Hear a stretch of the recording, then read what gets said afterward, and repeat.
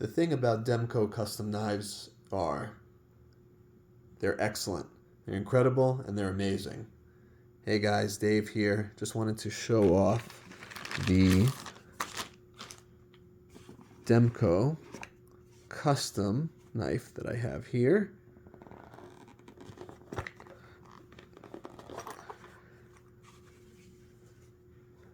This is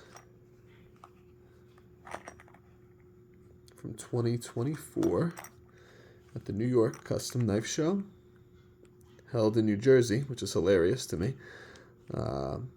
Jersey City, to be exact. It was a fun show. It was small. Not a lot of great makers there. I mean, you had Kirby Lambert, Salmonero, TRM was there, Creeley Blades, and some other interesting designers, makers, and stuff. But it wasn't anything like, the Blade Show in Atlanta or anything like that. So, but Demco was there, and here's the knife. Comes with a little cloth. This is the newest and, from my understanding and knowledge, the newest and current iteration of the Demco 8020 Compact. Look at that grind. Trying to get it to where the light is not bouncing off. I mean, this comes down to a screaming sharp edge. You see, Magna Cut. Oop, sorry, bumping the tripod.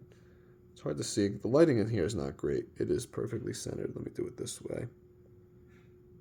There we go. But I mean, guys, this is absolutely outstanding. I'm really not going to go over specs. I'll definitely show us a couple size comparisons, but it'll give you an idea of how compact this really is. But it is a stellar piece. Really, really good. I mean, this thing could cut for days. The Magna Cut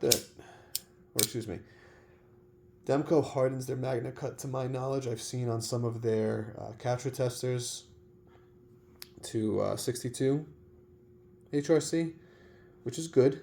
From what I have read and researched, it's better at like 62 and a half, 63, 64, but 62 is not bad. At least it's not like 60. You're not getting the full potential of the steel. Oops, sorry to bump the tripod again. But look at this titanium. It's almost like carved along the sides. And I'm telling you guys, smooth. Smooth as can be. There are no sharp edges here whatsoever. Everything is beautifully chamfered, beautifully contoured. It is just stellar. Look at the anodized screws. A beautiful big pivot. All the amazing colors. Kind of like I don't know if it's picking it up on camera, but it's kind of like a magenta / gold, like a maroon / beige. You get some other purpley in there. Maybe a hint of blue, depending on how the light's shining on it. But the colors just glisten in the light. It is so nice. And if you guys were not aware, and this is very comfortable in hand,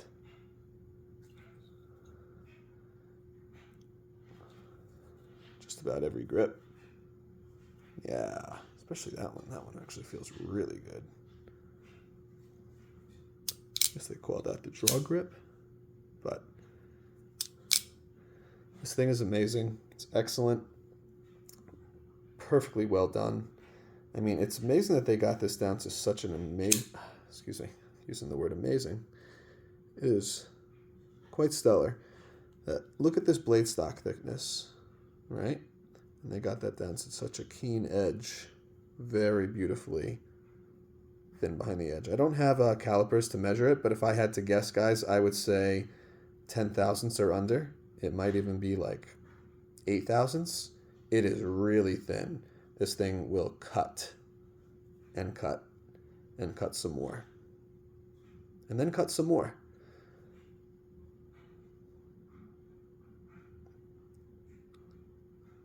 I could just record this video without audio. It's that good. Sharpening choil.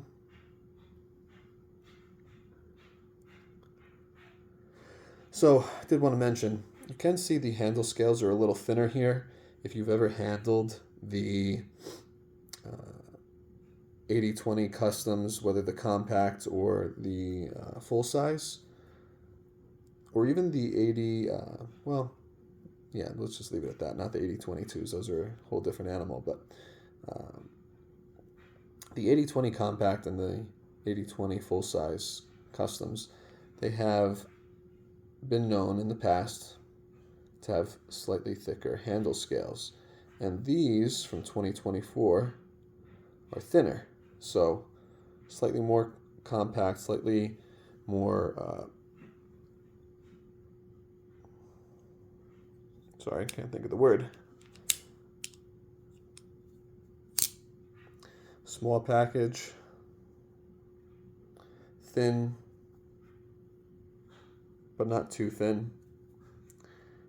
And guys, I mean, just the fact that it has the beautiful thumb hole.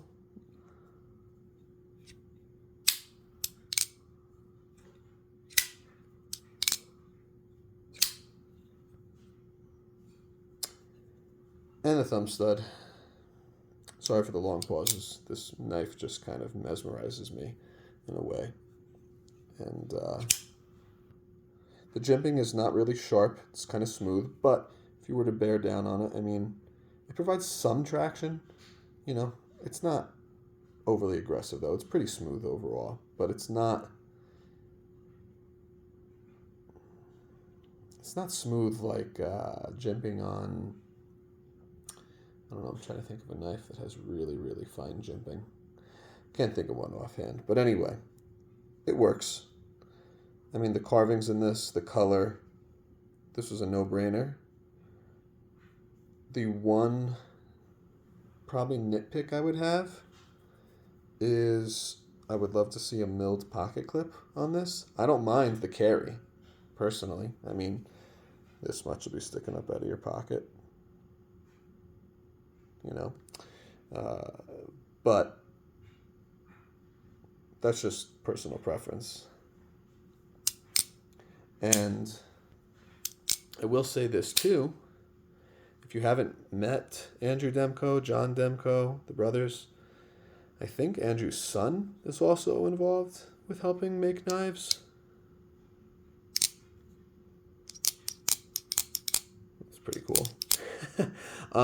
Anyway, they're really great people. Very, very kind, down to earth, enjoyable to speak with, real, genuine people. And I like that. They're making an incredible product. And the customs are on another level. They really are. Oh, back to the grind real quick. Custom knife makers, but more importantly, production knife makers, make grinds this thin. We need it. Knives are meant to cut. I know I made that video a while back about knives for hard use. I get it. But overall, knives are meant to cut. I was just rolling around in my brain the other day, some thought was rolling around in my brain the other day about the Spyderco Pair 3. Excuse me. And it's a good knife, but man, it just thickens up so quickly. That's why I like the Manix. It is it doesn't thicken up as quickly. You know, the blade stock thickness is not as thick. I think it's like 12,000, no, 120,000. I forget. Anyway, compared to where the Pair 3 is like 140,000s. But we need thinner grinds on our knives, guys. And we're not getting them from a lot of makers, custom and production. Mostly production, but some custom makers too. So kudos, Demco, for doing that. Because as you well know, especially if you watch or have been listening to Big Brown Bear for a long time, geometry cuts. It's not strictly the heat treatment. Yes, the heat treatment is vitally important. The most important thing. But right in line with that is the blade grind and the edge geometry. So, not the blade grind, excuse me, the edge geometry. So, something that is 8 thousandths, 10 thousandths behind the edge is going to cut a whole lot better than something that's 20, 25, 30 thousandths behind the edge. It just will. A couple other things I wanted to touch on. I'm going to show you a couple size. Well, let's see if I can remember them. I don't know if you know this, but I did speak to John, and he mentioned to me that Demco customs are going to be produced in limited quantity going forward. So does that mean that this $2,000 knife is going to cost $3,000, $4,000, $5,000? I don't know. Will it go up in price? Well, it could. You know, the whole supply and demand factor there. We'll see what happens. I know they are still making them, but when I spoke to him at the show last, I think it was at Blade Show in Atlanta, he told me they're going to focus more on the production side and less on the customs. It's just a lot of work that goes into the customs, he was explaining to me. So if you have one of these, you might want to hold on to it. And if you do sell it, you might make a little money on it. I'm not certain. But it is well worth it. And just something to think about. Will they go up in value? I think they could. It's all about who wants it. And another thing about the heat treatment of this blade. So like I said, I believe it's around 62 HRC. And even with that, even if, let's just say 63 was better, right? Or 62 and a half or whatever. The edge geometry is going to cut for days. It's going to continue to cut very well. Even with I'm not going to call it a mediocre heat treatment. I'm going to call it a very good heat treatment. So, something to think about. You know, edge geometry is very important. So you could have a knife with a bad heat treatment that still cuts well, but has good edge geometry, rather than something that has an amazing heat treatment and really thick behind the edge. It's not going to cut very well. Anyway, size comparisons. Spyderco Manix 2 with the rock scale design handle scales, titanium handle scales, and the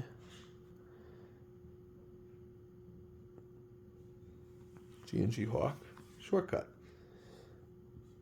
But I mean, guys, I don't know. Let me see if I can zoom out just a little, or excuse me, zoom in. It really does, I don't know if the camera's picking it up.